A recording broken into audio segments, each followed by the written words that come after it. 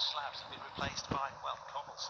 Those who are going for a smoother ride have decided to use the footpath, and they may well be issued with a fine later on because, as you can see, there are markers there saying, please don't do this. And they're in a cycle lane at the moment. The footpath is just the other side of the trees, but nonetheless, if you start to mix it with the local population, you will get fined. There was plenty of fines yesterday for exactly that. There's a real pace about today, 57.2 kilometres. We are out of town. It's not just about the sprinters, it's about those preserving their hopes for the title here, and with 3 days of classics riding to come, stages 5, 6 and 7, this incidentally is stage 3, we've got another sprinting day tomorrow. It's getting rather busy, as you can see, and Oregon Scott have imposed themselves. I think they want to put some hurt on the other sprinters to give maybe Magnus Cort Nielsen a chance, but also to make sure that Jens Kerkelaer stays in a good place. Kerkelaer himself is not in a bad position. He's 32 seconds down, just like Sepp van Mark, who's a second further behind overall. It's going to get lively. I don't think they're racing to be part of the Golden Kilo, but they're certainly putting some hurt on some of the quick men. It's a mix and match today, Brian. They're not going to have a comfy time of things, and the public are being speared around at the moment. Small children running into the arms of fathers to protect themselves from cyclists who've basically gone where they shouldn't.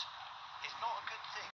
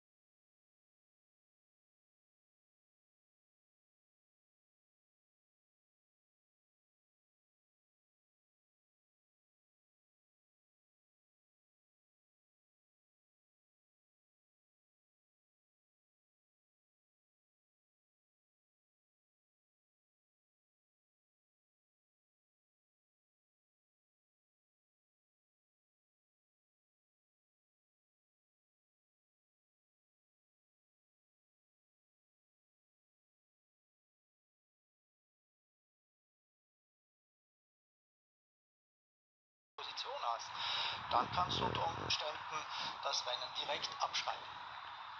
Ja, diesen Ort, den wir gerade noch mal aus der Hubschrauberperspektive sehen konnten, Hooglede-Gietz, das ist der Austragungsort der Cross-Weltmeisterschaften 2007, ist also schon eine ganze Weile her. Mittlerweile mehr als 10 Jahre, denn im Januar 2007 wurden dort die Cross-Weltmeisterschaften ausgerichtet und ein Rennfahrer, der sich hier im Fahrerfeld befindet, und heute Lars Boom aus den Niederlanden, er wurde hier damals Weltmeister in der Klasse U23 vor dem Belgier Niels Albert. Und dort gibt es immer noch eines der wichtigsten Querfeldeinrennen in Belgien. Und apropos Querfeldeinrennen und Weltcup-Wettbewerbe, auch in diesem November gibt es am 25. November in Zeven, das liegt in der Nähe von Bremen, wieder ein Cross-Weltcup-Rennen auf deutschem Boden.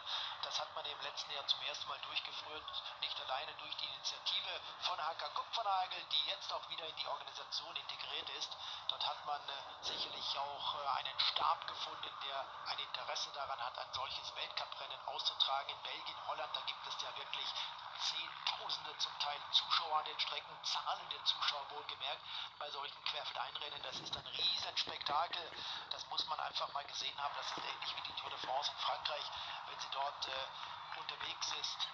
So ein Spektakel, diese Querfeldeinrennen in Belgien, in die Niederlanden, sind wirklich sehenswert. Und so wie das letztes Jahr in Zeven in Deutschland war, bei diesem Weltcuprennen, wird es möglicherweise auch dieses Jahr am 25. November wieder sein. Schöne Rennsituation. Diese Straßen, die sehr verwinkelt Richtung Ardoye, den Mannschaften, die eine offensive Fahrweise an den Tag legen möchten, da richtig Dampf zu machen. Wir haben gesehen, wie das Orica Scott als erste praktiziert haben, wurden sofort unterstützt von der Mannschaft Lotto Soudal. Wir haben Tony Galopin gesehen, wir haben auch Tim Wellens gesehen, der dieses Rennen zweimal gewonnen hat, die sofort bereit waren, hier mitzumachen, und jetzt sind sie wieder gleich weit. Jetzt sind sie wieder auf 37 Sekunden. Die vorne, die 5, die sich früh abgesetzt haben, aber sind mehr oder weniger von der Situation hinten abhängig, weil es eben möglich wäre, eine Selektion oder eine Vorselektion herbeizuführen, sind die hinten schnell gefahren, und das, was sie zurückgewonnen hatten nach der Verpflegungszone, diese Minute, die ist jetzt wieder weg. Ja, ruckzuck ging das. Da haben wir nochmal diese Gruppe, die Teamfahrzeuge und die neutralen Materialwagen sind auch wieder verschwunden, beziehungsweise ziehen gerade vorbei, müssen nach vorne fahren, denn wenn es jetzt gleich zum Zusammenschluss kommt, Spitzengruppe Hauptfeld, dann wird das eng und dann haben die Fahrzeuge dort eben nichts verloren. Auch der Sprinter André Greipel beteiligt sich an dieser Situation. Er weiß natürlich, wenn ich da 3, 4 Konkurrenten im Sprint eliminieren könnte aufgrund einer solchen Situation, das wäre für ihn auch interessant, und da ist er bereit vorbeizufahren. Viele denken sich, ja, aber wenn der Sprinter fährt, dann wird er am Schluss doch nicht mehr die so schnellen Beine haben. Jetzt ist es so, hier ersten Reihe ausschert, hinten sich wieder einen Platz an der Sonne zu erarbeiten. Und darum sagt sich André Greipel, okay, ich fahre lieber ein paar Meter vorbei, eine kurze Ablösung und reihe mich wieder ein, als laufe Gefahr, irgendwo in 20., 30. Position mich wieder einreihen zu können. Wenn dann wieder eine Richtungsänderung geht, geht vielleicht die Staffel, die erste, dann weg, und dann bist du nicht dabei. Also lieber einmal rumfahren, hier ganz vorne mit dabei bleiben bei den Kollegen, die dir wieder die Lücke aufmachen, um dich ganz vorne einzureihen. So dass man eben auch hier vielleicht mal gezwungen ist, eine Ablösung zu fahren als Sprinter, die man sonst nicht fahren würde.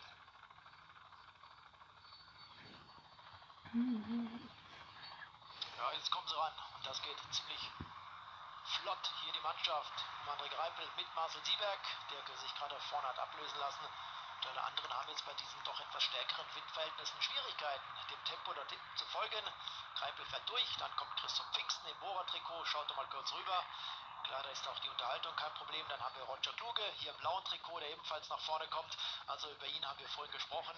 Gesundheitlich 2017 immer wieder angeschlagen gewesen, dadurch auch zurückgefallen, konnte nicht die Rennen bestreiten, die er eigentlich immer fahren wollte, aufgrund dieser gesundheitlichen Probleme. Ja, vermutlich hat André Greipel da den anderen gesagt, die Situation ist nicht mehr so günstig, wir können vielleicht ein bisschen rausnehmen, denn es ist klar, wenn dann der Seitenwind nicht mehr zu einer Selektion führen kann, respektive die Fahrtrichtung nicht mehr sehr günstig ist, dann nützt es wenig, vorne Volltempo zu bolzen. Und darum hat vermutlich Greipel jetzt gesagt, komm, wir nehmen ein bisschen raus, und man sieht es auch. Das Feld wird wieder weit, das Tempo wird rausgenommen, 13 Sekunden nahe heran sind sie gefahren, und jetzt könnte das Spiel wieder von neuem beginnen. Das heißt, wenn die Situation nicht günstig ist, dass die wieder wegkommen. Wie weit weg, das wissen wir nicht, aber es wäre durchaus möglich. Das sind noch gute 9,5 Kilometer, dann sind sie auf jeden Fall auf dem Rundkurs in Ardoye. Das bedeutet, sie sind nicht mehr so weit vom Zielort entfernt. Dann gibt es erstmal noch ein Putt am Strich, noch 31 Kilometer. Diese dritten Etappe, hier hinten sieht man das relativ locker entspannt. Immer nach vorne schauen, ganz wichtig. Das gilt nicht nur für die Berufsradfahrer, bevor sie gleich irgendwo an so einer Insel hängen bleiben, auf einem der Poller landen, sondern das gilt auch für die Hobbyfahrer. Also Augen auf und nach vorne gerichtet, bevor irgendwo ein Hindernis auftaucht, das man dann vorher nicht gesehen hat und dadurch eben stürzt. Ja, Johann Ofredo lässt grüßen. Ne? Das war mal bei Paris-Roubaix, wo er sich da einen Verkehrsteiler in die Mitte da geschnappt hat. Das sah fürchterlich aus und ging zum Glück für Johann Ofredo, der jetzt im Vonti Groupe Gobert unter Vertrag ist, zum Glück gut aus. Ja, auch Johann van Summeren war mal bei Paris-Roubaix auf eine solche Verkehrsinsel geknallt. Sicherlich alles andere als angenehm. Dort wurde ja noch eine Zuschauerin, eine ältere Zuschauerin von ihm touchiert, berührt und hatte dort ziemlich schwere Verletzungen davongetragen. Johann van Summeren selber hat ja seine Laufbahn Ende des letzten Jahres beenden müssen aufgrund von Herzproblemen. Man kann sogar sagen, Anfang des letzten Jahres war das eher, als diese Herzprobleme zum ersten Mal auftraten. Und dann hat er Mitte des Jahres gesagt, ich werde meine Karriere zunächst einmal beenden. Seitdem hat man selbstverständlich von Johann van Summeren relativ wenig gehört. Einer seiner großen Erfolge immer noch der Sieg bei Paris-Roubaix. Sekunde um Sekunde können sie jetzt wieder wegfahren, aber es ist klar, das Feld sieht die 5 vorne und damit sind sie nicht mehr so gefährlich.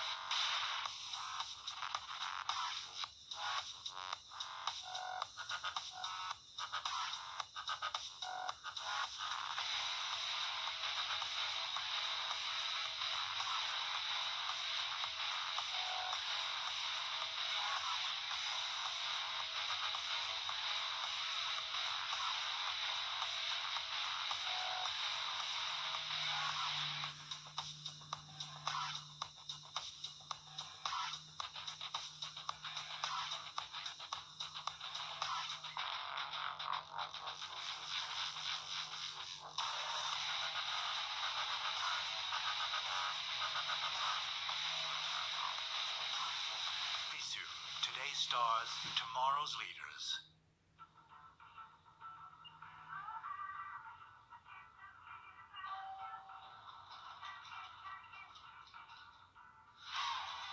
Dein Fahrrad kommt zu dir. Jetzt. Das Series Rockwill. Schon 20 Euro. Heute bestellt, morgen da. Fahrrad.de.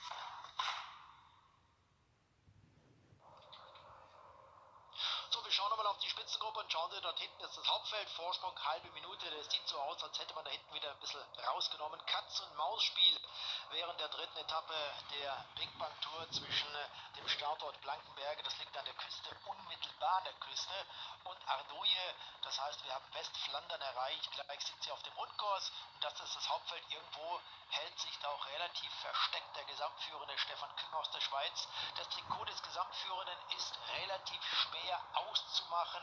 Dort hinten links ist er, schauen Sie mal, ein bisschen grün, schwarz gehört dazu. Gestern hat es Peter Sagan getragen, heute Stefan Küng aus der Schweiz. Und der 23-Jährige wird versuchen, dieses Leader-Trikot so lange wie es geht zu verteidigen. Sicherlich hat er gute Voraussetzungen. Ob das dann alles auch funktionieren wird, sehen wir spätestens am Sonntag, wenn diese Binckbank-Tour in Gerhardsbergen zu Ende geht.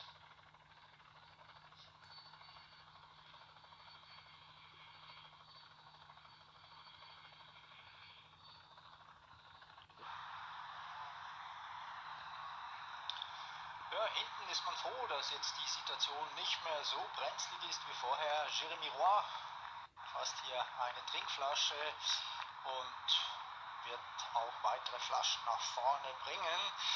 Vielleicht noch eine Anmerkung zu gestern zum Zeitfahren. Tish Benoit war der Letzte mit 2 Minuten 43 und einigen Hundertstel und da hat er Riesenglück gehabt, denn Stefan Küng, der ist eine Siegeszeit von 10,58 gefahren, das sind 658 Sekunden und die Karenzzeit, das war 25%, 2 Minuten 44, also um einige Hundertstel ist der Tish Benoit noch reingefahren. Die Frage stellt sich aber, weil eben Stefan Küng unter relativ besseren Verhältnissen gefahren ist, ob die Jury da vielleicht nicht gesagt hätte, aufgrund der wechselnden Wetterbedingungen haben wir den Kontrollschluss ein bisschen erhöht. Das wäre sicherlich möglich gewesen, aber so musste sie nichts tun, weil eben Tischbenot um einige Hundertstel da noch innerhalb dieser Karenzzeit war.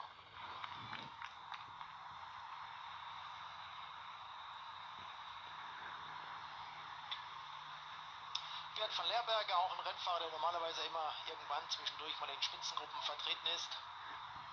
Heute gehört er also hier zum Hauptfeld, versorgt sich dort am Teamwagen. Die Mannschaft immer noch mit Rädern der Marke Eddy Merckx unterwegs seit vielen, vielen Jahren. Und die Region Flandern, Sport Flandern, ist ebenfalls seit vielen Jahren Sponsor dieser Mannschaft. Wir haben schon x-mal auch darüber gesprochen, dass das Team junge Rennfahrer unterstützt, diese hervorbringt und irgendwann sind sie dann weg. Dann sind sie bei den größeren Mannschaften, um dort andere Wettbewerbe bestreiten zu können und vielleicht, das gilt nicht für alle, aber doch der ein oder andere, ein bisschen mehr verdienen zu können.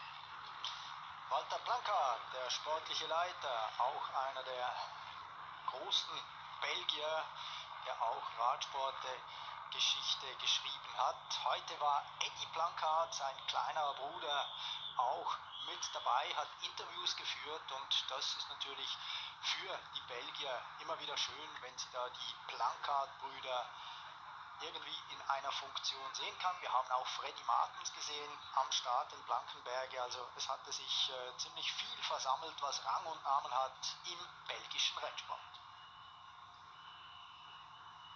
Die Straße ist ein klein wenig feucht geworden, sieht man es hier bei dieser Bildeinstellung, gerade in solchen Kurven, vorsichtig. Denken wir wieder an Maximilian Schachmann bei der Polen-Rundfahrt. In einem solchen ähnlichen Streckenabschnitt war er dort zu Fall gekommen. Allerdings war es dort deutlich nasser und feuchter, als wir das heute hier bei dieser dritten Etappe der Binckbank Tour haben auf dem Weg nach Adoje. Der Vorsprung jetzt wieder bei 1 Minute, also da lässt man sie wieder fahren, weiß ganz genau, das wird unterm Strich dann ganz schwierig werden, dass sie diesen Vorsprung ausbauen. Wir hatten das, glaube ich, im letzten oder im vorletzten Jahr auch, da gab es eine Spitzengruppe in Adoje, dem Zielort der heutigen Etappe, die sind bis kurz vor dem Ziel durchgekommen. Das ist dort sicherlich ein Vorteil, weil die Zielankunft relativ winklig kurvenreich ist. Da gibt es dann auch nicht ganz so gute Strecken- und Straßenverhältnisse, aber ob das reichen wird, dass sie nachher mit 1 Minute noch auf die letzten 2-3 Kilometer kommen, das kann man zu Recht bezweifeln. Ja, und wir haben auch schon ulkige Situationen erlebt bei dieser Ankunft in Adoje. Du erinnerst dich vielleicht 2013, als Mark Renshaw eigentlich seine klassische Rolle verlassen hatte an der Seite von Mark Cavendish und für Theo Boss den Sprint vorbereiten wollte, hat man ihm das Loch aufgerissen. Er hat sich dann bei 800 Meter gedreht und hat gesehen, dass eine Lücke entstanden ist und hat dann durchgezogen und diese Etappe quasi als Solist oder Finisseur gewonnen. Aber die Situation ist entstanden im Zug drin, weil man das Gefühl hatte, vielleicht der hat so einen Dampf drauf, wir lassen ihn fahren, oder der zweite Mann konnte das Hinterrad nicht halten und so fuhr er weg und gewann eben diese Etappe doch auf sehr bemerkenswerte Art und Weise. Er hatte damals ein paar Sekunden noch Vorsprung auf den Zweitplatzierten André Greipel.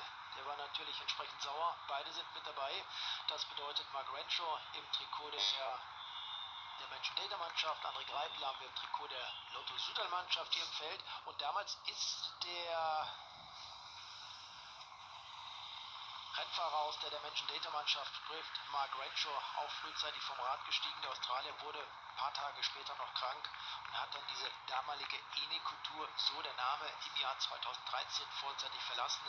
Hatte, glaube ich, damals auch Fieber gehabt und irgendwie Durchfall, alles was dazugehörte, was man sich gar nicht wünscht für solche Wettbewerbe. Dann musste er eben die Rundfahrt verlassen. Hier hinten haben wir gerade einen seiner Teamkollegen gesehen. Das war Christian Sparagli.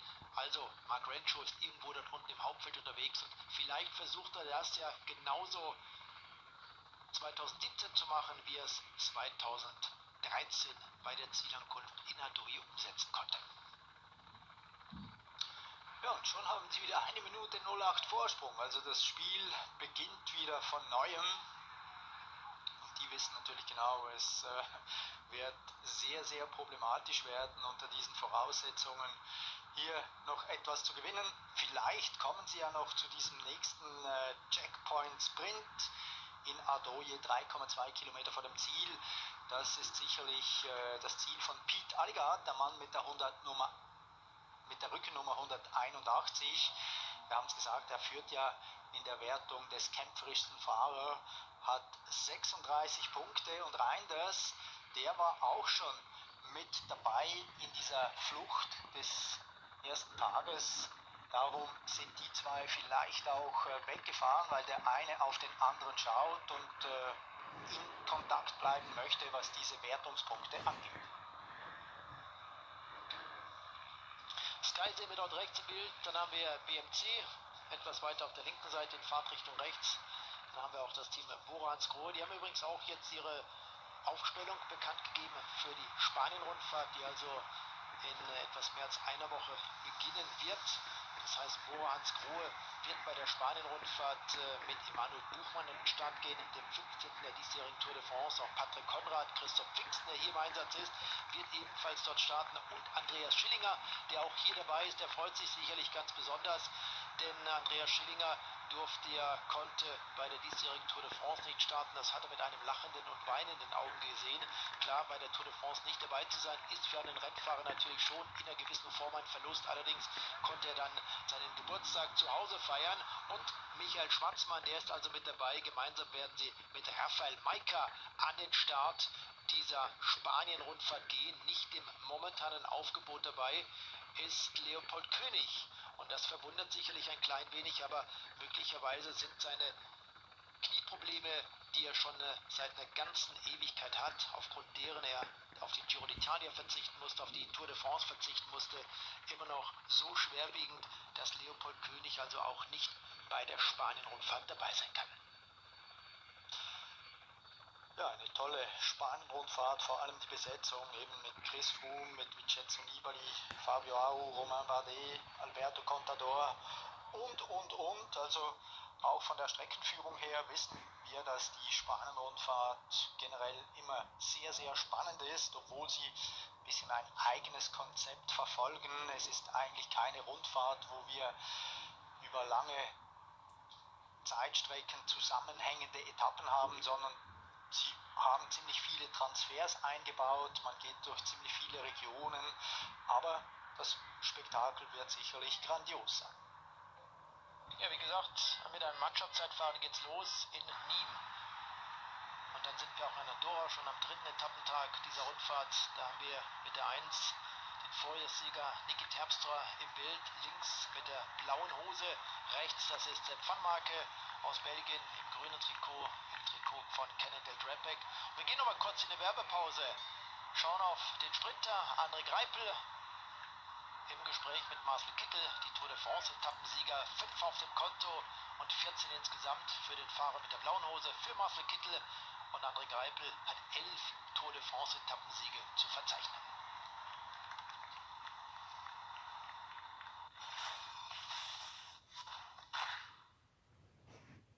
Das ist ja unglaublich.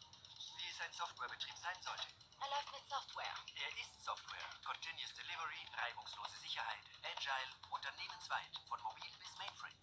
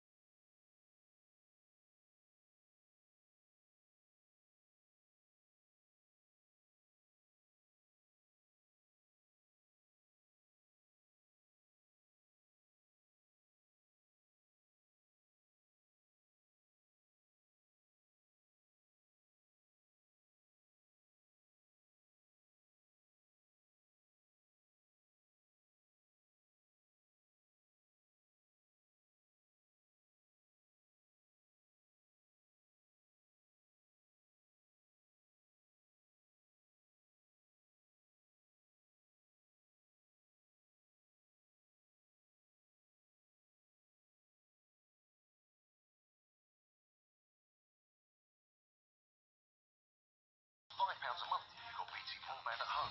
And you can get online with fast 4G and Wi-Fi hotspots in more places than any other mobile provider. You can get 500 megabytes of data with our great value starter SIM for just £5 a month. If you need more, our Essential SIM has 3 gigabytes of data for £11 a month. Then there's our Ultimate SIM, fully loaded with 15 gigabytes megabytes of data for just £20 a month. Anyone can get a great deal with BT Mobile. With a great range of SIM-only plans to choose from, you're bound to find the right one for you. Call 0800 456 1456 or visit bt.com/SIM-only. A few days ago, Nick had back pain. He struggled to bend, jump, or crawl. I don't believe it. What happened? Voltarol provides up to 3 times more effective pain relief than non-medicated gel. The triple effect of Voltarol relieves pain at source, reduces inflammation, helps speed up recovery. Voltarol, the joy of movement. Set sail on an award-winning river cruise with Emerald Waterways. Every detail of our ship's modern design is created to be inspiring. Unpack once and travel through the heart of Europe. And with Emerald Waterways, so much is included in the price. Book your 2018 river cruise now and save up to £1,250 per couple. Plus, for a limited time, enjoy unlimited free drinks throughout your cruise. To order your free brochure, visit emeraldwaterways.tv.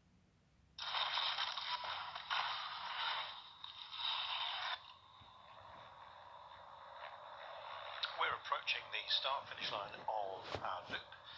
Tom Dumoulin's just had a rear puncture, no real drama about that. Marcel Kittel, though, has been back to the car for a chat. I don't know what he said, but maybe he's just deciding on the flavour of Volleyball for later on this evening, I'm not sure. Whatever it was a very brief conversation, almost nodding terms. But anyway, we'll see how he goes later on. Minute 20 is the gap to these guys, and they don't look like they're pushing on, but they're into a headwind at the moment on this loop, and as a result things have just slowed down pace-wise. Expected to pick up just a little bit. In fact, it looks like a crosswind. Let's have a look at these flags as we go by. In fact, no wind at all. They're just taking it easy. There you are. I would too, Brian, quite frankly. The next up, 3 kilometres time, is the second of the Prima sprint. So I think Reinders and Allegert for Sportflander on the nose now will be just kind of thinking of that. They know that the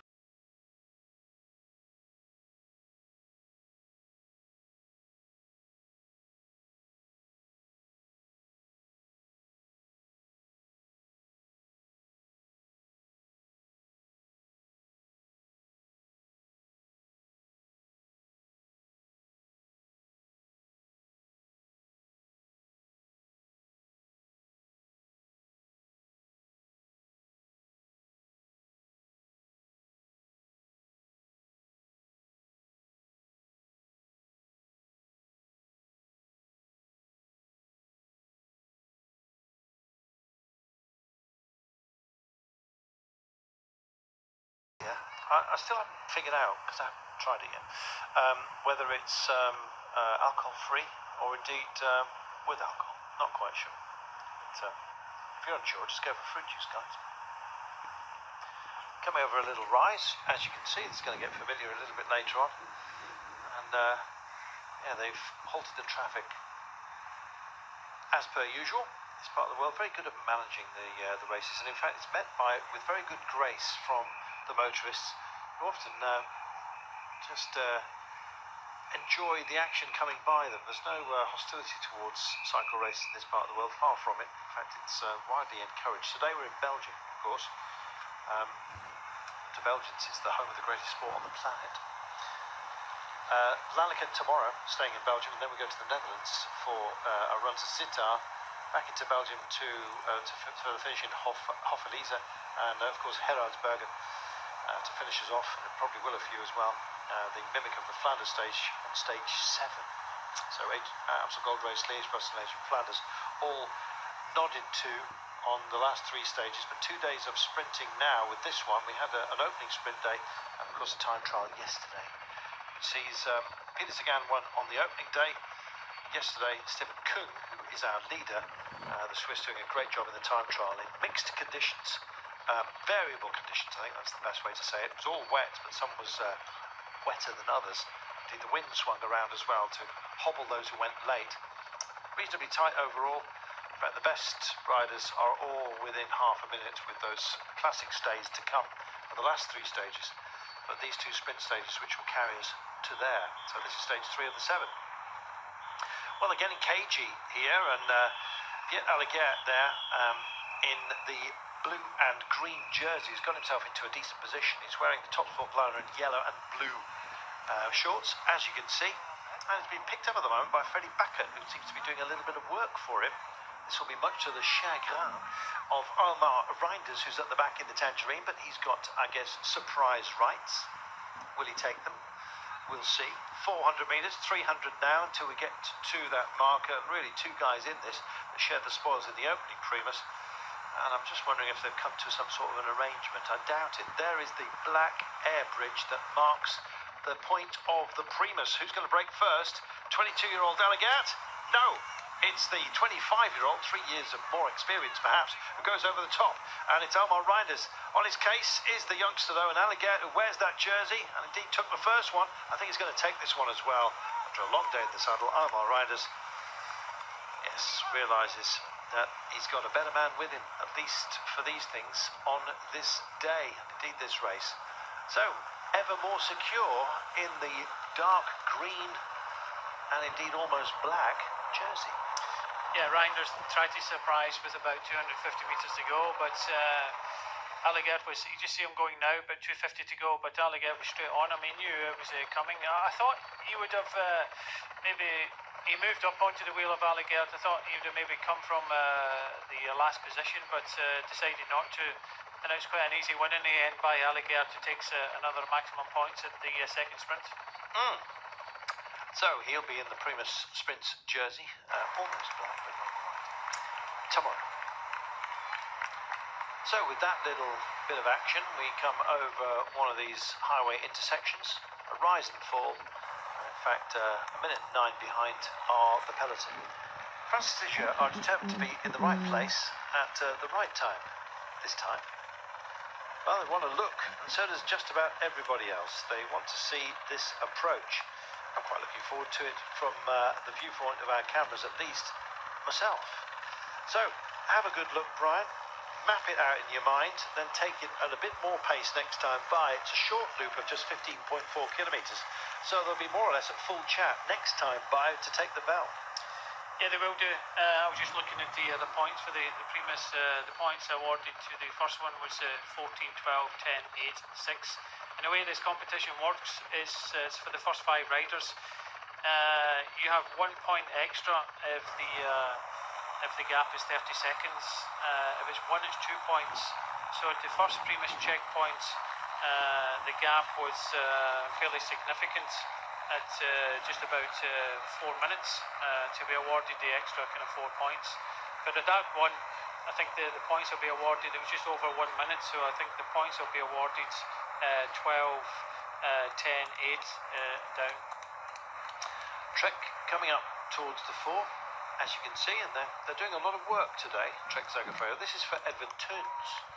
Now, TT, well, if you call him Ted, I guess you might say, we'll see how he goes today, because he was rather disappointing yesterday, but he's a sort of an outside pick for the title here at 33 seconds down, and he's not a bad sprinter. He can also climb a bit, so he's a bit of a fast classics man, and clearly Trek Segafredo believe in him for today. Yes, but when we look at the first day, I think it was Boy Van Poppel was up there, so I think they will have to fight it out amongst themselves. They'll want to keep Stuyven out of trouble. But will it be Toynes? Will it be Boy Van Poppel? I think we're going to have to kind of wait and see in that. But I don't think it's a bad thing in this type of sprint being fairly technical. This is a left-hand turn about 1,200 metres to go. And then you see that arch, just before that arch, you see the cathedral just there in the town. It's a right and a quick left, and then it can, with the speeds here is not on, but yeah, it gets very technical on the way in towards this finishing line. Well, a shame we cut away from the aerial view there, because you could see very clearly the approach, the chicane, as you will. And so they take that little jink, if you like, a right and a left on the chicane after the left-hand turn at 1,200. So they cross the start-finish line, and here we will also see the peloton on this arrival. Just over 3.5 hours in the saddle for the time being. Well, while they enjoy it, we shall take ourselves a break, and we'll be back with you shortly.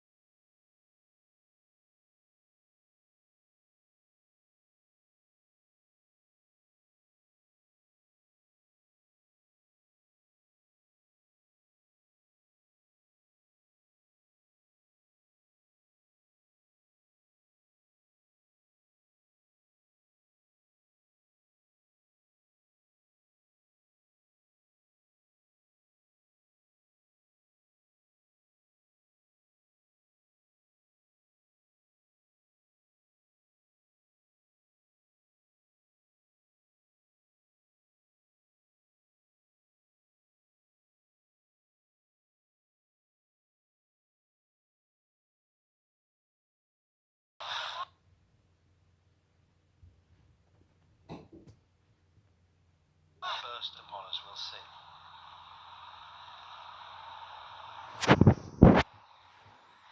Back out in the countryside, there'll be some protection from the maize fields here, which grows tall and offers some protection. Back onto the highway after that little link. That's a real squeeze point, and next time by at the start-finish line, when we hit 15.4 kilometres to go, it will get lively. Any moment now, we will be seeing the golden kilometre. Looks like our breakaway yet again are going to have a chance to duke that out. It hasn't really tempted anyone to burst forth and engage sprinting wise to get the extra 9 seconds bonus available, 3 times 3 in that golden kilometre. Just homing in on Tony Gallopin, a disappointing time trial yesterday, finds himself a minute 5 down, so he's not going to be the chosen son as thought, but anyway, stranger things have happened. There was some big names got it wrong yesterday. Well, the weather was wrong, quite frankly, and they got themselves upset within the time trial. 26 kilometres then, out, which means, Brian, that we are shortly going to have our golden kilo for the break. Yeah, we turn right off this main road and start heading towards that point, and I think maybe like yesterday, I'm not too sure if we'll get a major battle from the 5 riders in front for that point, as Tony Gallopin gets some service to his bicycle at the back there. He'll be important because Andre Greipel is up for this stage. He's won in the past 2011, and he'll need all the help he can get, and Tony Gallopin is a rider that will be able to help Greipel in this finish today. Let's see if that's the case. Part of the industrial part of town here. Yeah, a lot of agriculture here, lots of dairy as well. Don't see too many dairy cattle, but there you go. Oh, and it's a full bike change, I'm afraid. This is a rear derailleur that looked like it was the issue. You can get that with debris, lots of other reasons as well, but the bike hasn't been down. indeed swaps the bottles. Has he carried his power meter over? No, he's left it on the other bike. Auto's important more than the power meter. Yep, exactly. He's experienced. Will not exactly ride to numbers today because it's going to get a bit freestyle as we approach. 25.8 k's to go, and indeed they've refilled two of the vanes on the windmill. More on that later. We'll be back. 55 seconds only. So let's explain the golden kilometre to those of you who missed it on stage 1. There is 1 kilometre divided into 3 intermediate sprints that all come in very short order, and at those points, each crossing of those lines, so 330 metres each, one can imagine, over the golden kilometre, you have a chance, Brian, of picking up some bonus seconds, and that's what the golden kilo is all about. 3 till 1 seconds available to those that cross the line, so the lion's share of the time is indeed worth having, especially if you're Elmar Reinders, who's 48 seconds down, or indeed Christian Curran, he's also 46 seconds down, and Sander Cordial is 47 seconds down. Will they duke it out? I don't think Pierre Allegart will go for it, but stranger things have happened, and we will be there, Brian, in about 1400 metres time. Yeah, the situation is most of these riders, 9 seconds, I don't think it's going to make too much of a difference to their time. We're just coming up to 500 metres to go to the first one. We just turn right here, and then they'll come in quick succession. Do you really want to sprint hard and split this group up? I know you've only got 55 seconds, but I think they really have to think about keeping this together. I think so. Somebody will want to go for it because there's prize money up for grabs as well, and that counts for an awful lot, especially if you're one of the minor teams that have got the invite here, such as Sport Vlaanderen, Roodpot, Wanty, or indeed Verandas Villains, 4 of which are represented here. World Tour, of course, Cannondale Drapac, maybe not as important, but nonetheless, looks like I thought it was going to be Cannondale Take It. Freddie Baccarat decided that he'd quite like to get at least under the minute mark, as far as is concerned, and in fact is pushing on. And just to mark him out, Elmar Reinders has decided that he's going to have some fun as well. There are 3 sprints here, we remind you. 1 down, 3 seconds bonus. Do you want to come and join the fun, he says? And Elmar Reinders says, yeah, I'm up for this. Yeah, a little bit of surprise that they're starting to have a go at each other here, because there's very little to gain out of this. But Baccarat and Reinders looking for seconds, maybe to move up a little bit in the overall general classification. But so far to go. I don't think in the first sprint there, Baccarat takes it from Reinders. The other's just going to roll across the line. They're more interested in trying to keep it together, but Baccarat and Reinders think otherwise, and the second sprint coming up very quickly now. You know what, I thought this was the 3rd sprint, but there you go. They are rather racked together. They need to have a little countdown for those of little brains such as myself. But anyway, it's between this pair, and it looks like Freddie Baccarat is decided to take the lion's share. Reinders raced for this on the opening day, when he was also in the break, along with Pierre Allegert, who seemed to content himself more with, let me just roll through it, more with picking up the Primus advantage. In fact, I think that's it, Brian. So there we are. We'll see if there's another one, and you're right. If there isn't, I was right. Okay, maybe it was an attack to try and get rid of the other 2 and try to go to the finish, but I just can't see the point with the best placed Christian Korn in the Cannondale colours at the back here. Need the most to gain, sitting 46 seconds down at the start of the day. I think it might have been an attack just to try and foil the other ones, get rid of the other 3 riders and try and ride on into the stage, but they're all back together now. Well, it wasn't exactly the most dramatic moment. I was right, by the way, with those air bridges. You need to count your bridges, mate, before you burn them. 55, yeah, you're getting a stare now. 55 seconds it is, the gap, and 23.5 kilometres from home. And so, we'll have a bit of a hiatus right now.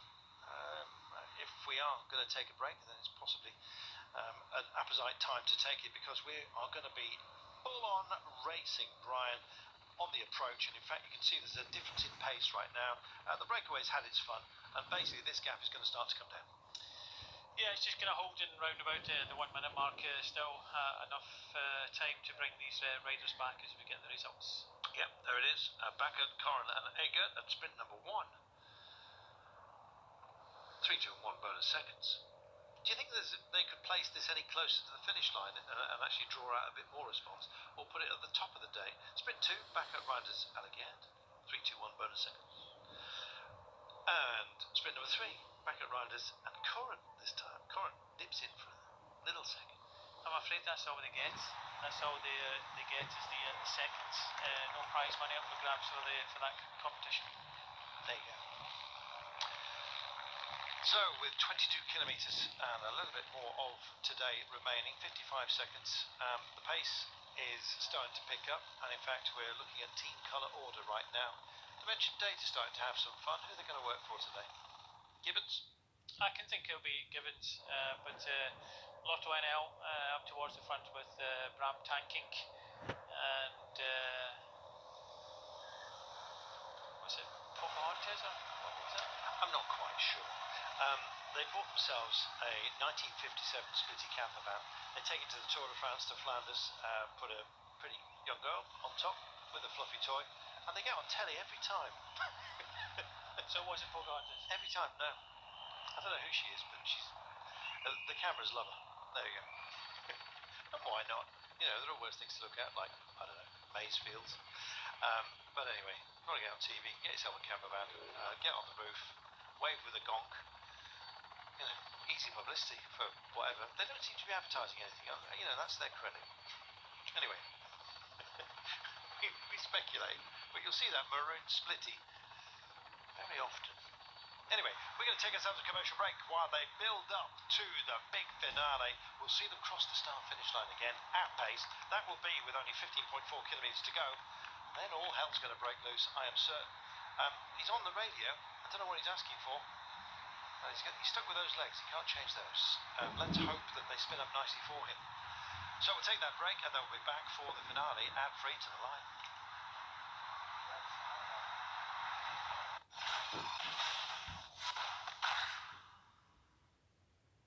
What is this place? The Modern Software Factory, a hub of digital transformation. Is this where we come to compete? This is what you build to compete, where insight drives experience, where automation delivers better apps faster, where agile isn't just a buzzword, it's a way of life. What about security? Strong, yet frictionless. All working together at scale. It's about moving to new from old. Oh, that's not right. I'll put mine back on.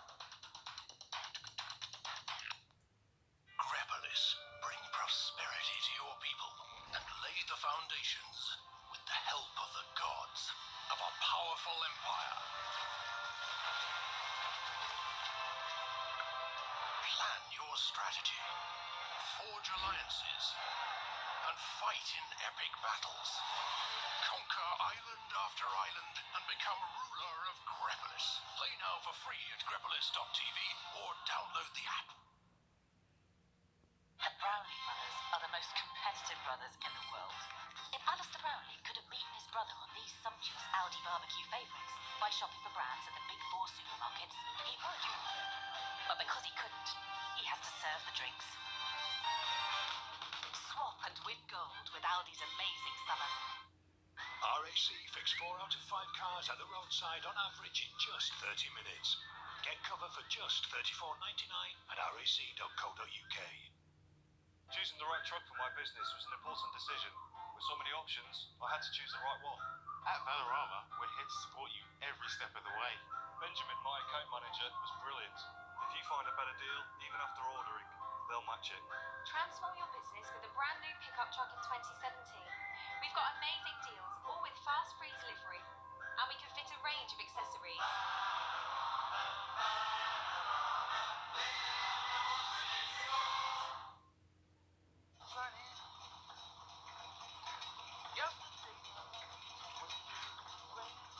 It's the circle of life. Everything comes to an end. But before it packs in completely, you can turn to Sunny for some emergency cash. You have 5 days to change your mind. Return the money, and you won't have to pay any interest.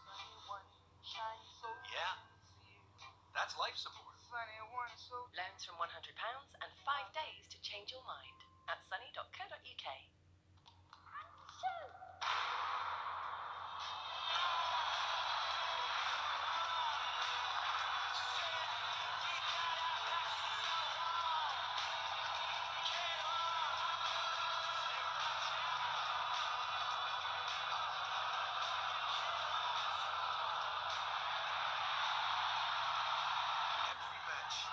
Sky Sports and BT Sport. This is football from Virgin Media.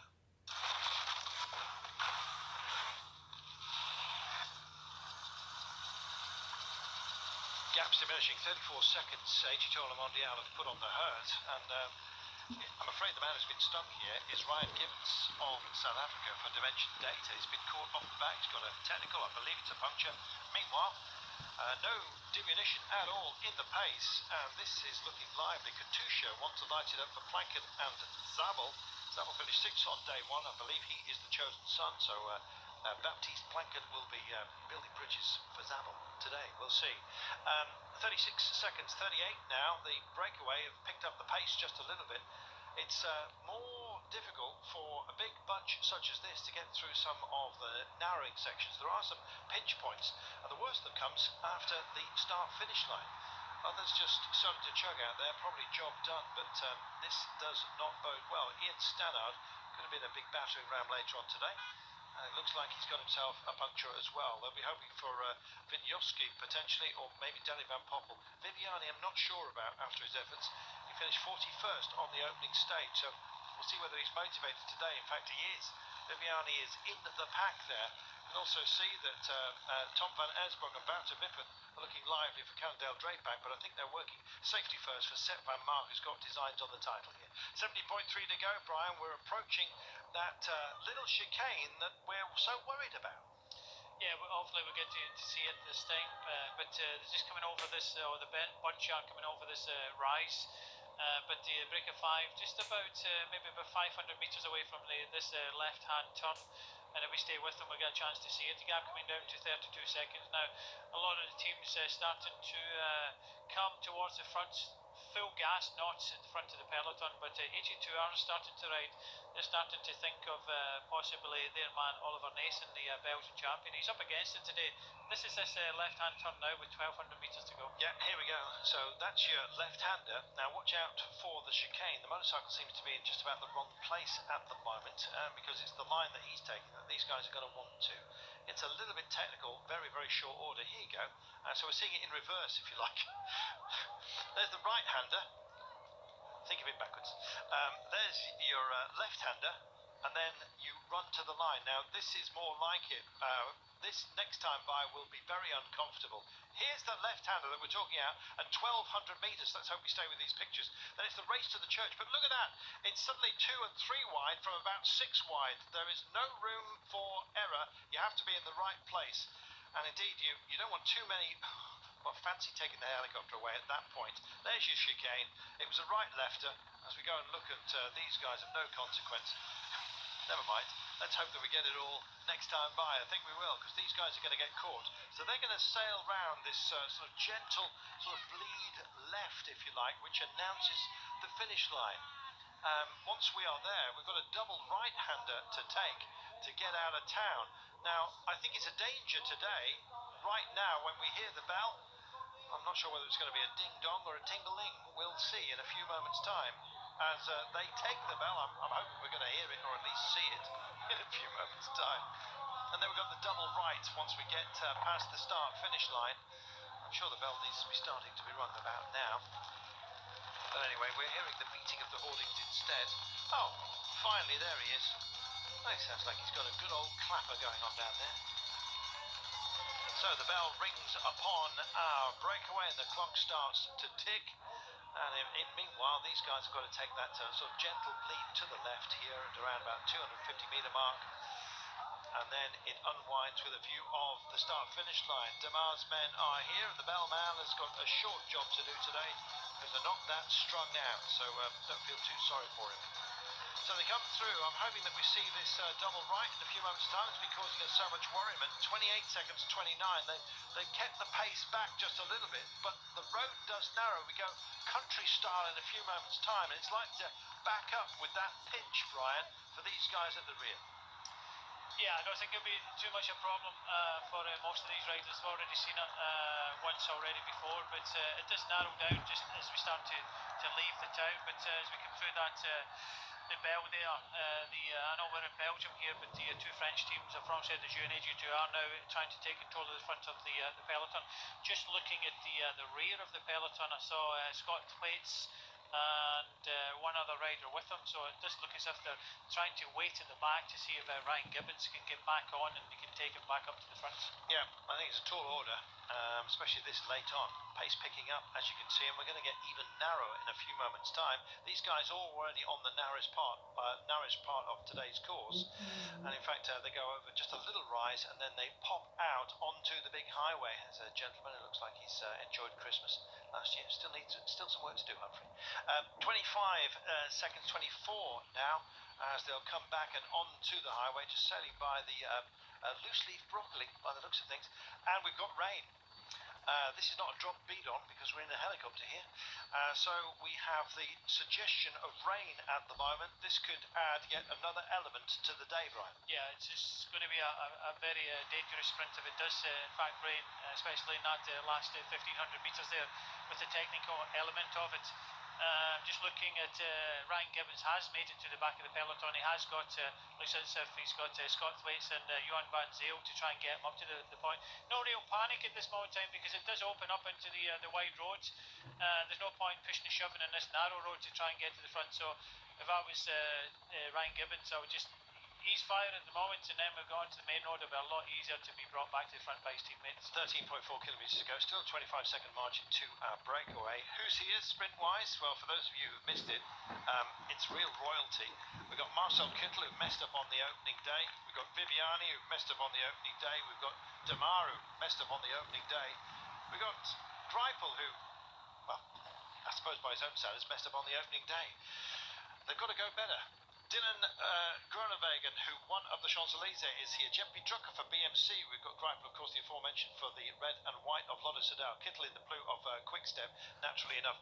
Phil Bauhaus had a stunning, almost snatched the victory from Peter Sagan for Team Sunweb in the stripes, black and white. We, of course, have Viviani in his familiar sky livery, back to their usual dark blue colour, drifting away from the white that I thought looked so nice in the Tour de France. But anyway, we've got Magnus Kort Nielsen will be hoping to go well. Van Poppel for Trek Factory Systems. Boy, Van Poppel, that is. We will see Trek Segafredo, I beg your pardon, with Ted Tuns doing some leading out as well. Plenty of other fast men to conjure with, not least Jeppe Drucker, I don't think I mentioned. Kopp, Swift, why not? Vippert, Reckert, Plankert, and any other Erts along the way. 30 seconds with 12.4 kilometres remaining, and there's Peter Sagan. This could well have been built for him, this finish. He likes to go freestyle, he's a good bike handler. Let's see how he goes. Well, a few more spots of rain now starting to trace across the camera here at the helicopter. It looks like it hasn't fallen with any great impact on the ground. These guys, I'm afraid, are doomed by the looks of things unless something very strange happens. Wide highway for everyone to play with. Well, we've got 5 lanes here, which is rather unusual in Belgium. Despite all the trucks delivering potatoes and the like, they have to make this turn with a little bit of street furniture, and some will be caught out. Let's watch the bunny hopping, shall we, as they get to this with our finally fully furled windmill. I told you we were going to see it again. And here they are, locked together. They can't all stay like that because there is a little bit of street furniture to deal with, and they're all skirmishing out the front. Everyone wants a proper view of this turn. Each one becomes ever more important. Yeah, no real danger at the moment. The gap only 26 seconds, and a lot of the teams kind of trying to save their powder dry a little bit. Obviously, a little bit more pressure on the likes of Quick Step Floors in the blue to come up a little bit earlier. They're outfoiled in the first stage, sitting back too long, but I don't think these riders will be able to stay away. But still, with 11.2 kilometres to go to the finish, a long way to put your whole team towards the front and for your sprinter.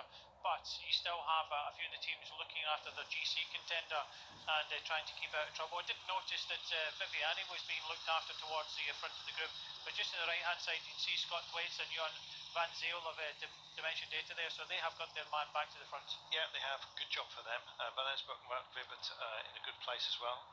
Katusha Alpecin working for Plankert and Rick Zabel. I think it's Rick Zabel will be their chosen son today. Brian, I know on stage one I beat you up choosing Sagan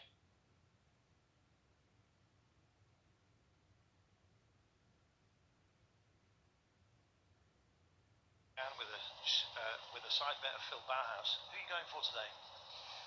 Sagan and Phil Bauhaus. I think Kito. I think Quickstep have to get it right today, and I think Kito will be the man that has been told he needs to win today. I'm going to go for Andre Greipel today, just because I like Andre Greipel and I like to see him win. I think he needs cheering up, so that's the reason for that. Any cheeky side bet?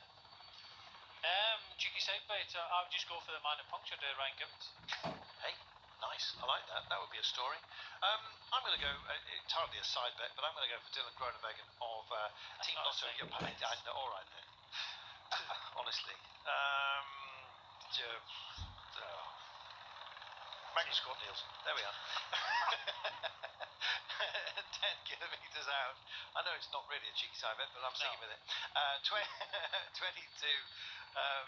seconds now with 10 kilometres to go, and our break is having some fun. Hopefully you are at home too. I love this race.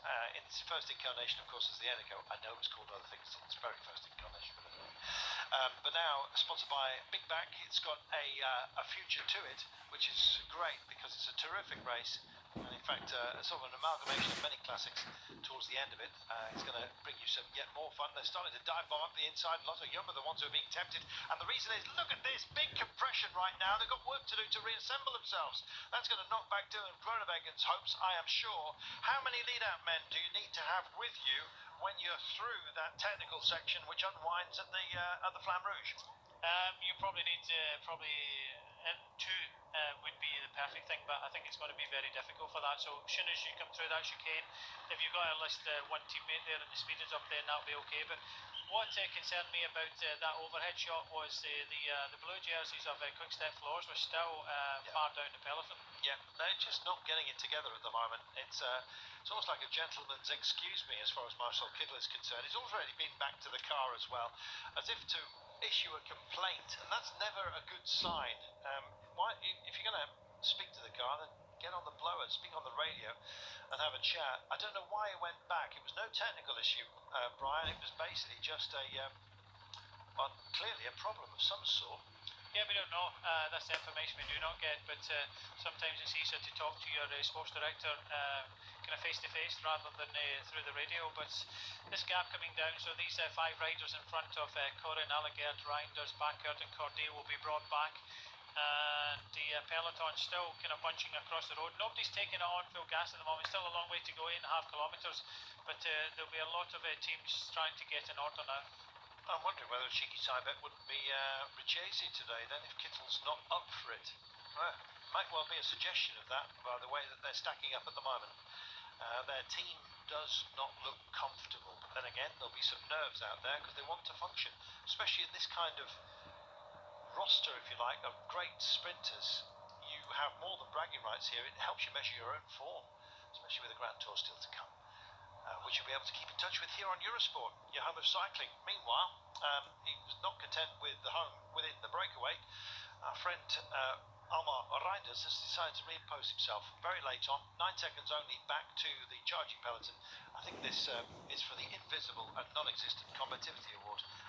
There he goes. At least he's keeping us mentioning Ropot Nederlanden. Here they come then, and they are in colour order. 7.6 kilometres to go. It's going to be a lively finish, Brian, we know. It always is in this finish at Ardoué. Over the last few years, Sagan won it last year in a very messy sprint when the breakaway was caught in the finishing straights. Bonin won it in 2005 and 2014. Nasser Bahani won it. So the break is just about to be caught with just over 7 kilometres to go, although we've got a couple of them trying to kind of hang on. So it's going to be a very interesting sprint.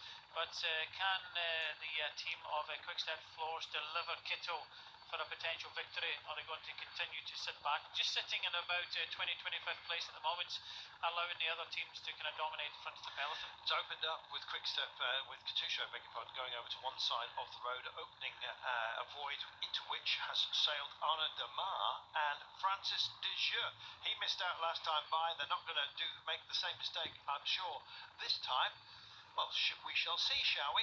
Look at this, they're leaning onto each other already, and Quickstep trying to reassemble themselves and doing a decent job of it, albeit with other teams in front of them just for the time being. Ollie Nason from AMG Tour Le Mondial is in a good safe place as the rain starts to come down and straight to the lens here of our helicopter.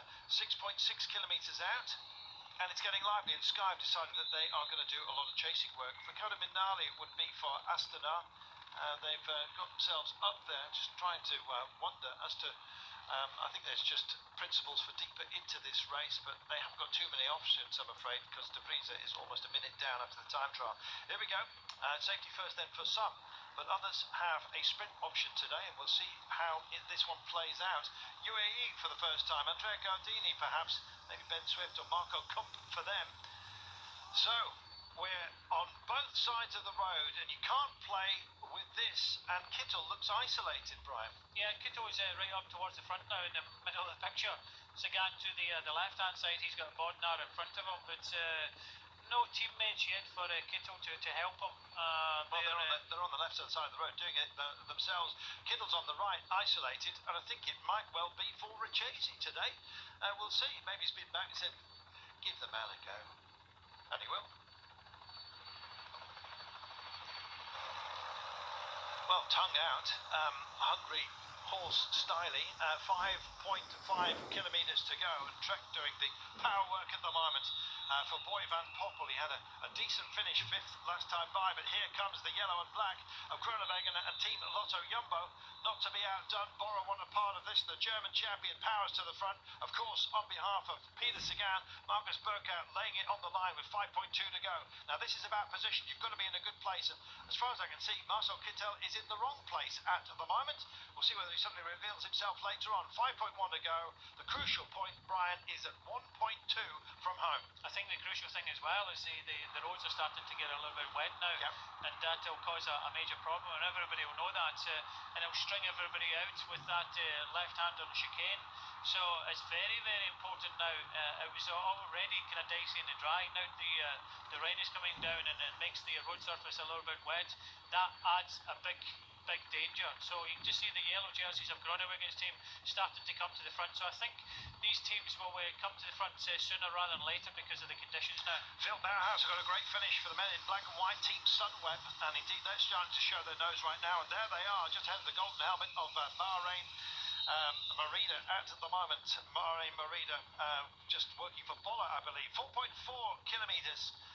A little less than that right now. The rain's coming down good and proper. Now, a good handler is, of course, Peter Sagan. We said if it was wet, then he's almost a shoo-in. There he is, stalking, as you can see, in the rainbow stripes of the world champion with two Bora teammates out in front of him. Now, he can corner well, he can hold the bike up when others are letting it go. He's got this nasty left-hander coming up in just about 2.5 kilometres time. Then we have the chicane round the church and then the run for the line. He's a man who often goes freestyle, Peter Sagan, and he won't burn his teammates too much. He'd rather see a clear view than the back end of one of his team. Well, he's doing the best thing now. He's right up there towards the front. He's sitting in third wheel, just coming up to this first right-hander now. But when I look at where Kittel is, Kittel's not even in the top 30. Look at how slowly they're taking this. I think Kittel struck himself out today. I think he's going to lead it to Max Richesi to have a dig. And they pick it up on the exit. And there we are. My goodness, this is getting very sketchy. They don't trust the surface, Brian. That's the point. No, there's so many white lines there. It's going to be a treacherous sprint, and you have to really take this one from the front. And that's why Bodnar is riding on the front in the blue jerseys, the points jersey. Sagan sitting third wheel. It's a perfect situation for them. You don't want to be vying for position and have too many riders in front of you. But I still think that Bora Hansgrohe needs a bit more firepower as team dimension data. Try to push coming up on the right-hand side, but in the middle you get Lars Bohm of Lotto NL Jumbo. Yeah, I think Andrea Gardini is going to have a go today. Francis Ligier working hard here. I think maybe Gagneri. I can't see Arnaud Demar just for the time being. In fact, now I can. He's a French tricolor just coming up and indeed steaming through with two teammates. This Arnaud Demar clearly fancied it. He's not a bad, he's a good bike handler himself, Arnaud Demar. He will fancy having a go. Maybe somebody else, somebody further down the line for rounders villains like Mount Van Aert, the cyclocrosser. In these kind of conditions, who knows? So, on the approach right now, they've got about a race to the point, I think it's fair to say. With 2,200 metres remaining, they have essentially, this is the Flamme Rouge before the technical part, if you see what I mean. So a race before the race will really open up, and that's the reason why the hurry-up is on right now. Andre Greipel won't like this at all. His cornering ability has some big question marks, but he's getting himself into position right now, and in fact he's up towards the ford, just on the other side, just out of picture at the moment. Orica Scott also here, Kluger or Court Nielsen. Well, I said Court Nielsen, it could well be he today. 1.9 remaining, so about 700 metres remaining then until we take that pesky left-hander, and Sagan's in a near-perfect position, hoboing on somebody else's train. It happens to be Trek Segafredo who's behind. Yeah, but you can look at the helicopter shot there at Demar. Demar's not even in the top 20. A lot of these sprinters kind of sitting back now. They know what's coming up. This is getting very treacherous, and a big worry now as Kitto's been brought up towards the front on the left-hand side now. Sepp Van Mark, big frame of he has come up for Candel Drapac as well in the safety zone, but he wants to play the game. Groeneweggen's getting dragged into position right now as well in the yellow and black of Lotto Jumbo on the left-hand side of your screen. But who's got what? And it looks like Bauhaus is ready to invest. He's dead centre of your screen right now. There are others also coming to play. And strangely, Bert van Lerbacher, who doesn't mind these conditions for Topsport Vlaanderen. There is a turn at 1,500. We wait for the 1,200. In fact, I think that may well have been it. I think the ticker may well be out, Brian. Yeah, we're just coming into the chicane now with the quick step floors on the front. Lotto NL Jumbo just behind, and they could now round this with caution. Yes, indeed. That's the Flamme Rouge, by the way, not 1.2. The ticker's wrong. Down. Oh, and it had to happen, did it not? Touch of wheels at a crucial moment. And there it is. Well, we knew that the road surface was getting skiddery. There's the Flamme Rouge, and it's all opened up out front.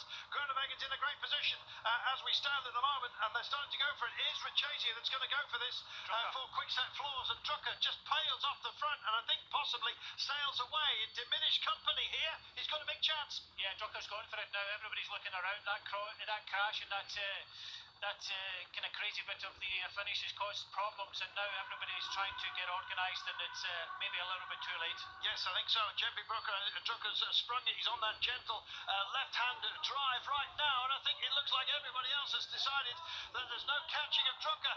He's got about 250 metres to go. They're starting to pick up pace behind him. As you can see, Peter Sagan still very much has an interest. There goes Bauhaus as well, who's lining it up. Sagan stays on Bauhaus's wheel. 250 metres, and I think Drucker's going to run out of pace here. Bauhaus picks it up. Sagan one side. They're going to spear either side of him. They're round Drucker right now. Sagan's got this by the looks of things. Who's he going to trace to the line? Nobody's going to get back at Sagan, I don't think. Oh, close it was with Rudy Barbier finishing nicely. But Peter Sagan raises his hand in the air. Well, Barbier comes up, offers him a handshake, but, well, in sketchy conditions, you need to be in the right place, and he was at the right time, and Sagan makes it 2-stage wins here on the Binckbank. 2 in a row. 2016, he won it, comes back again, and it was treacherous conditions there in the finish, but the world champion always gets the right wheels, puts himself in the right place, and unfortunately for Drucker, it was just about 100 metres too long that finish, but it was an intelligent attack. A lot of the sprinters were well out of position when coming into that left-hand corner, and that crash caused problems in the chicane, but you had to do that again. But you had to do that on your own, and we all know that Peter Sagan is probably one of the best in the world at doing that. Lovely break turn there by Rudiger Zilling to offer up his congratulations to Peter Sagan. Let's see that again. Here we are. Here's your overhead shot with Jempi Drucker on the push. Yeah, just on that, you see Master Seberg was at the front there, but I don't see Greipel in the mix here.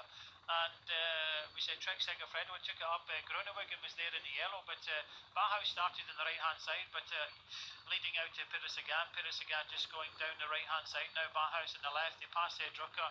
Barbier comes up to take a very well-deserved, looks like second or third, with Toynes just on the right-hand side. I think he just takes third as well there. So Groenewegen pushed out to I think about 5th place there, but a nice sprint again, right position for the world champion Pires again. He does the job, doesn't he? And he does it very, very well indeed.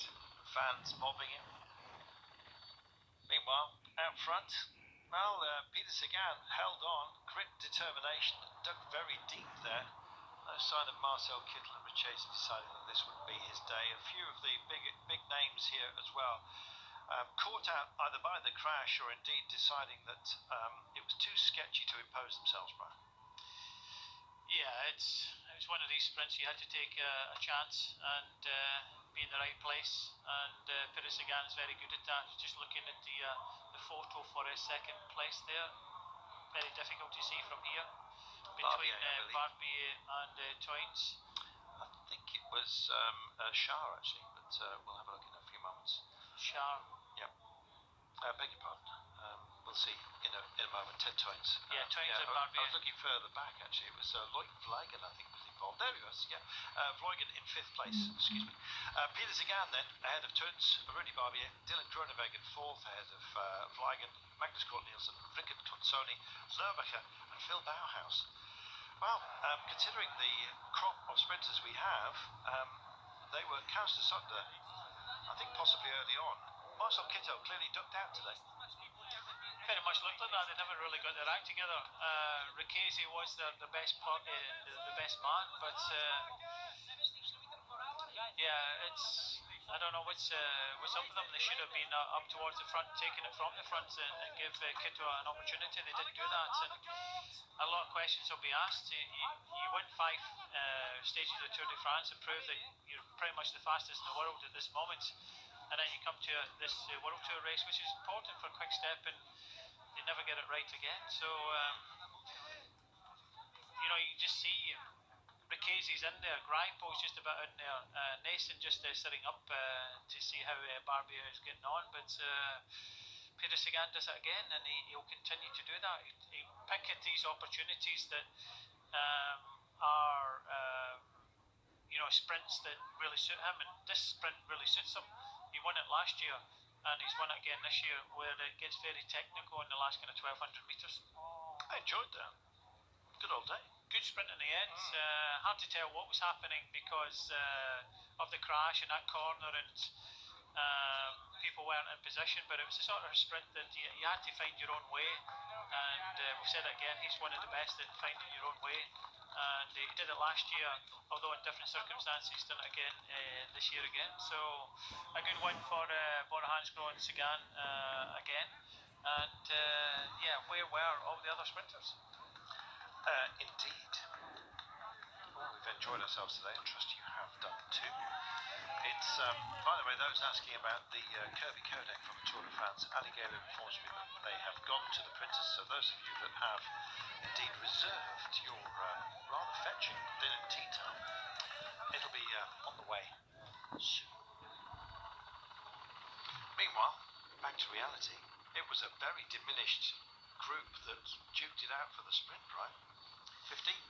Yeah, it was Bauhaus who's leading there coming around the corner. Still can't believe they got 10th place, but Groenewegen down the centre, but he just never had the power. One of the fastest in the finish was Edward Toynes on the right hand side, but Sagan was already there. Didn't matter how fast Toynes was coming up. Very small bunch in the end. Some riders there just trying to not lose any time, but I don't think that'll be an issue because of the crash in the chicane, so everybody will be given the same time. But just looking from behind there, Kittel and many of the other sprinters were nowhere to be seen. Peter Sagan takes away the eyewear and ponders what he's done today. I did a lot, and hopefully you at home enjoyed it as well. We certainly did. The rain held off here. We had a bright start, gradually getting more and more gloomy, but it was a fiery finish, was it not? And that chicane always going to loom large. When the rain came, it became more impactful. A terrible word that is, but I'm going to borrow it from across the pond just for today.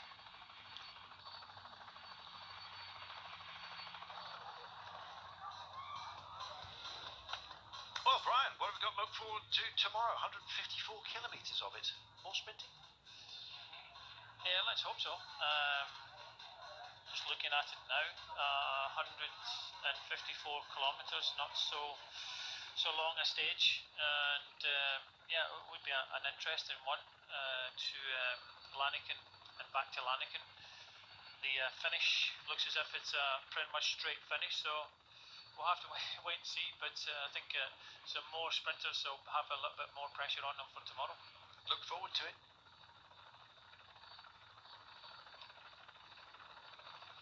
So Lanniken, begin again. We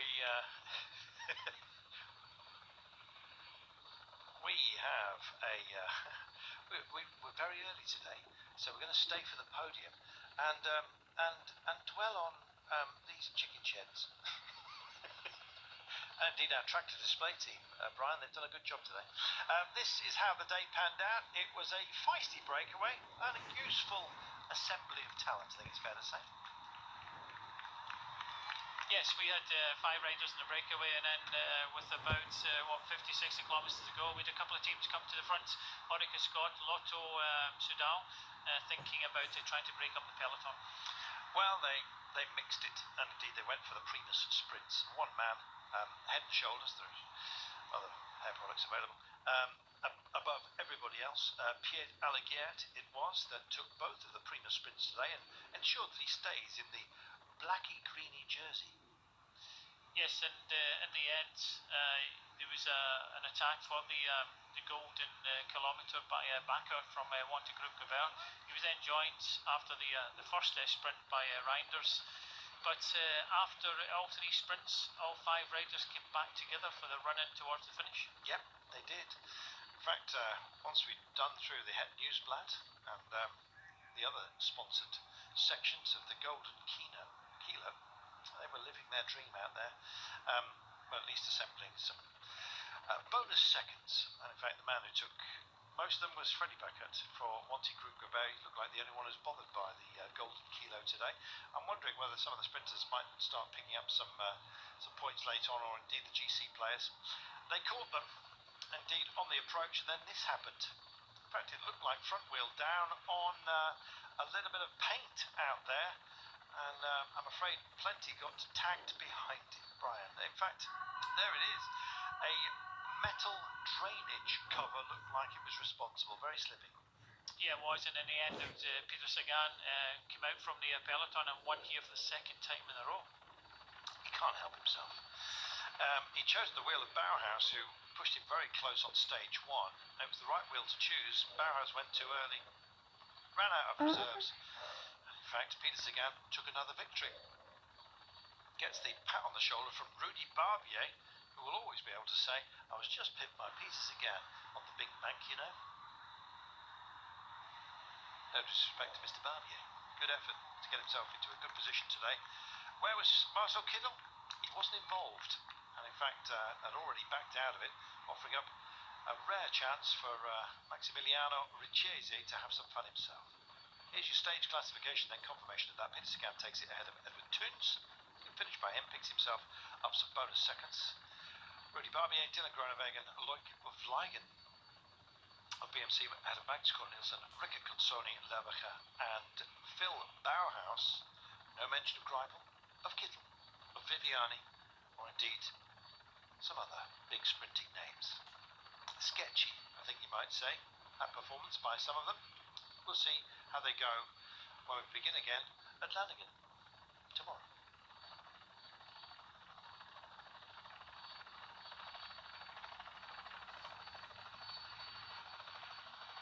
Thanks for your company today, by the way, on Twitter. It's been a joy to have you along for the ride. Sorry I didn't get to you too much in the last 20Ks, but it was lively.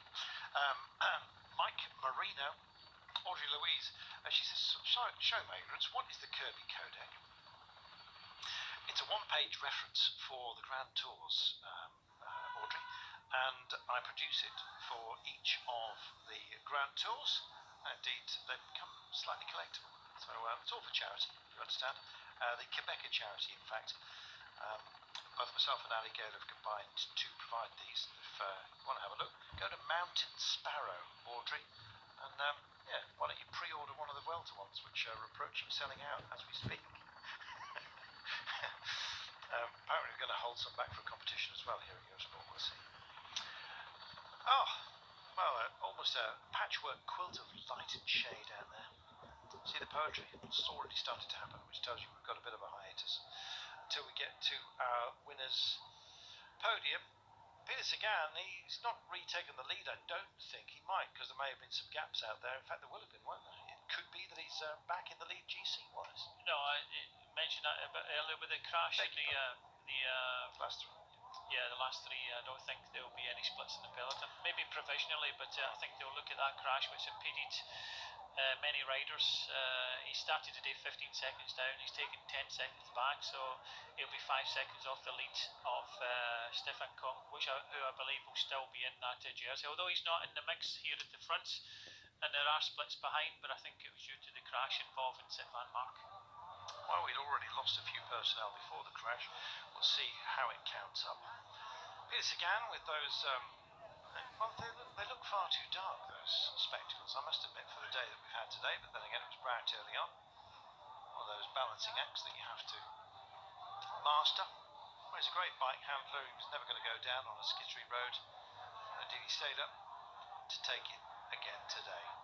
He's looking good in this race for the title, apart from anything else, Brian. He's looking very good, and yeah, when you think that he bowed out of the, well, he was disqualified from the Tour de France. He came back into the Tour of Poland, his first race back, and rode tremendously well there. Looks super strong here. He's already won 2 stages with stages that really suit him coming up a little bit later on. Tequila Donkey said, I had a 71 splitty. You didn't, actually, Mr. Bright, because they stopped making the splitties in 1967. And I only know because I've got a 68 Bay, which is what you've got as well, or had. Come on, get yourself sorted out. Bays and splitties, albeit an early Bay with a nice back end, but anyway, thanks for your thoughts. So Peter, congratulations on your victory today. First of all, what's with the ski glasses today? Every race, somebody asking me why these goggles. Just because it's different. Yeah, that's funny. But still, it looked very easy today, your win today here in Ardoy. For sure not. Today I remember like we are racing again in the Belgium, because today was like the Spring Classic. It was crazy.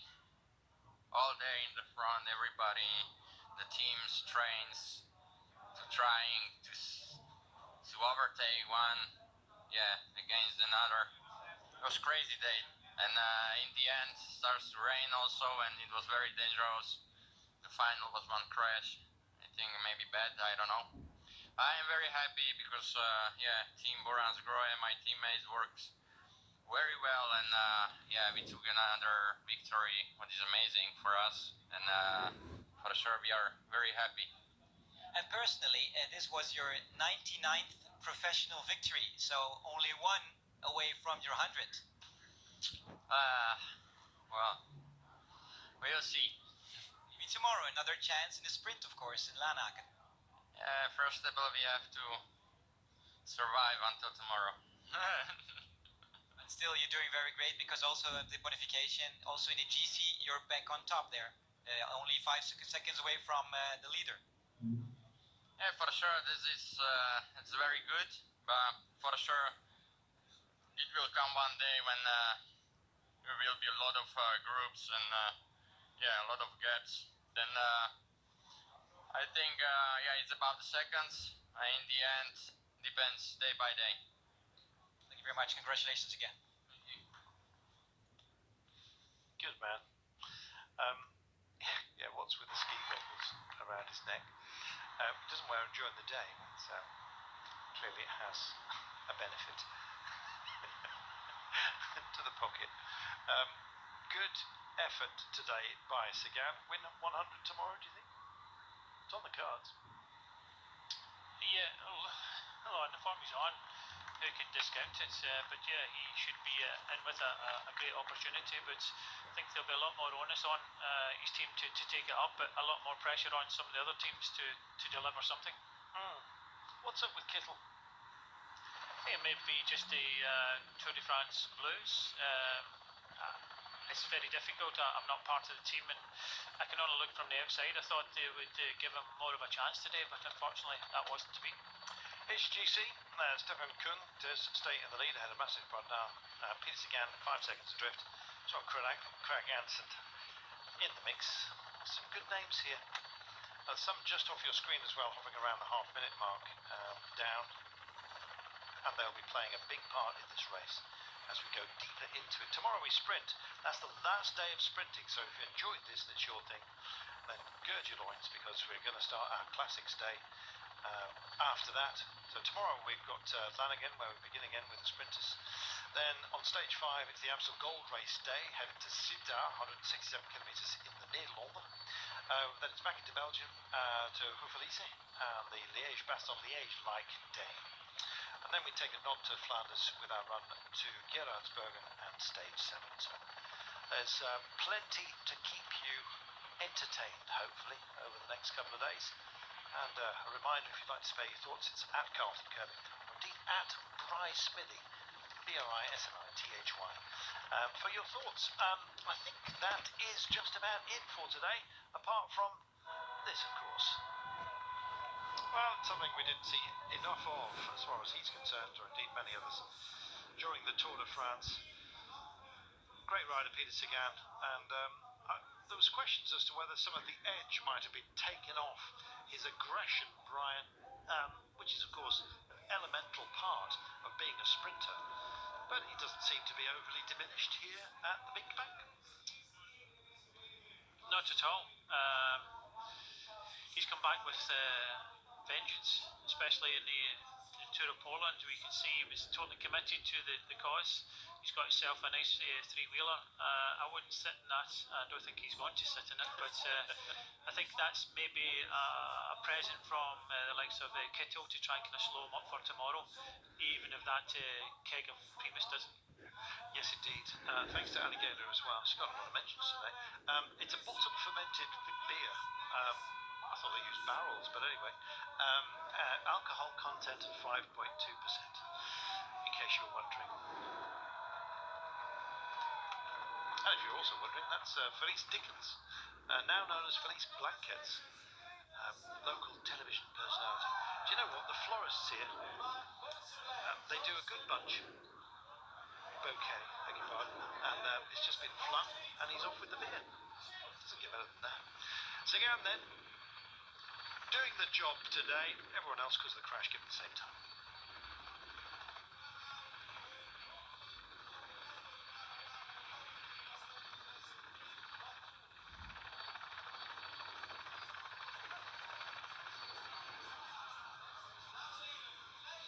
Time to boogie, Brian. Apparently it's Bonnie M today. I don't mind about Bonnie M. No, neither do I. It's one of my guilty secrets. There are other things to consider, not least the leader's jersey. And it's this man, the King Cool. Do you know, when he first came on the scene, we were told, you have to call him King. I said, well, we've been calling him Kun. I said, all right, you've got to call him King, because that's how you pronounce it. So we started calling him King, and they came back shortly afterwards and said, actually, it is Kun. It's actually halfway between Kun and King. King. He doesn't mind either way, is the answer. Especially when he's leading, and he is. Oh my goodness, he's got the walking stick, and indeed the flat cap of the locale. There we are. You get it all here, including, of course, the kisses and the flowers. Happy days. No, I don't think that walking stick's long enough. He had to step off the podium to kiss Denise.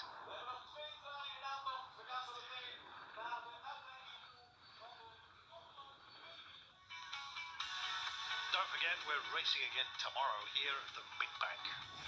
Can't wait. It's going to be sprinting before we head into our classics stages.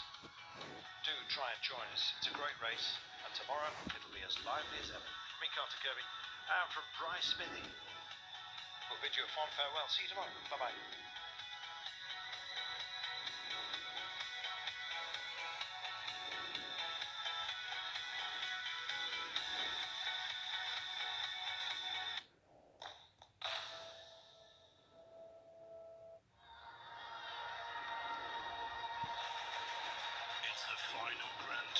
the season.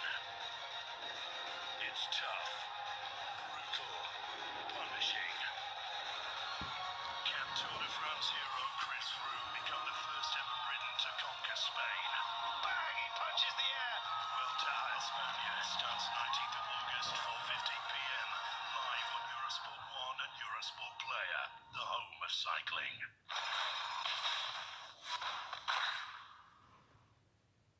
Anything can happen when you're out and about, but with the AA, there's no need to worry. Join from just £39 a year. Our cutting-edge technology means we can fix 8 out of 10 cars at the roadside in around 30 minutes. And with us, you get unlimited call-outs, so we always keep you rolling. So why wait? Bring down membership from £39 a year. Search AA Summer or call 0800 107 1705. The AA, because anything can happen. At Booking.com, you'll find a wide range of accommodation, from sun-drenched holidays to weekend getaways, for any possible budget. And if you have to cancel, cancel. Most of the time it's free, and you can always book again. Booking.com, booking.yeah.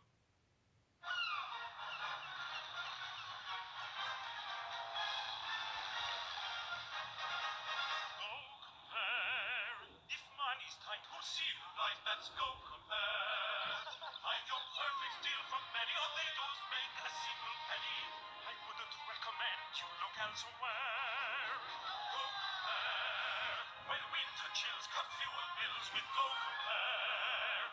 For insurance, home or motor, they're just the place to go to. You know you can rely on Go compare.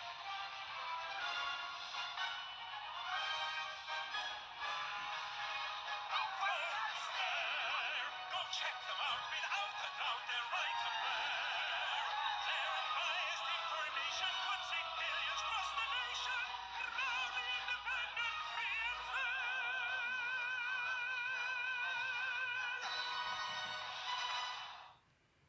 Save up to £180 over a year in the BT Summer Sale. Get unlimited BT broadband for £24.99 a month, including line rental on a 12-month contract. Plus, you can have BT Sport now free for 12 months. If you join online before the 15th of August, you'll also get a £40 BT reward card. So don't miss out saving up to £180 over a year, because the BT Summer Sale ends 15th of August. Visit bt.com/sale or call 0800 028 0048 to join BT today.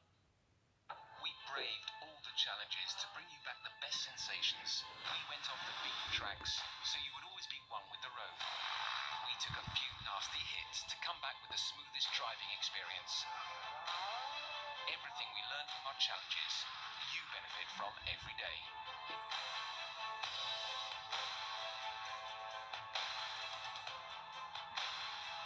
Peugeot SUV, imported from the dust.